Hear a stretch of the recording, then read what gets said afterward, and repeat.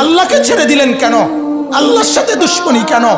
যে ছেলেটা সারাদিন একটা ওয়াক্ত নামাজ পড়ে না, যে বিবি একটা ওয়াক্ত নামাজ পড়ে না, যে মেয়েটা পর্দা করে না, তারে জিজ্ঞাসা করেন না যে মা সবার সাথে সম্পর্ক বজায় রাখো, মালিকের সাথে কেন দুশ্মনী?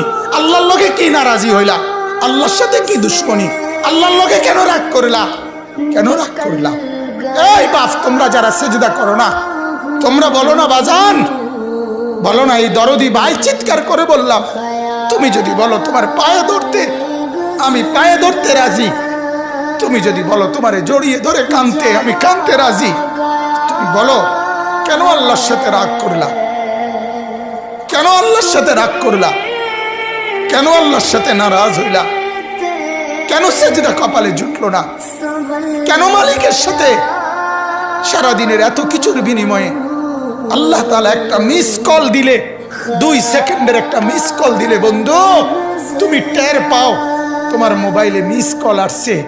এত বড় মসজিদে 6টা মাইকের হরন দিয়া আল্লাহু আকবার বলে তোমারে ডাক দেয়, তোমার একটাবারও কানে লাগে না, বিবেকে লাগে না। তোর মতো সত্য ডাকাত, তোর মতো পাষাণ বেটার কে হইতে পারে? বেটা কথা বলেন না কেন? তুই ডাকাত, কত বড় ডাকাত!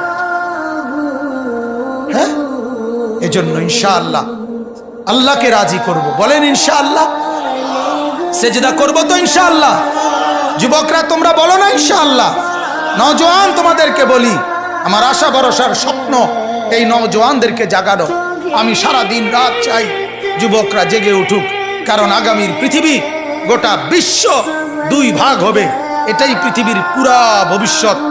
এক ভাগ পুরাপুরি দাজ্জালের অনুসারী কাফের, আরেক ভাগ মাহাদির অনুসারী ইমানদার। এই 2 ভাগে পৃথিবী অচিরেই বিভক্ত হয়ে যাবে। তুমি যদি মাহাদির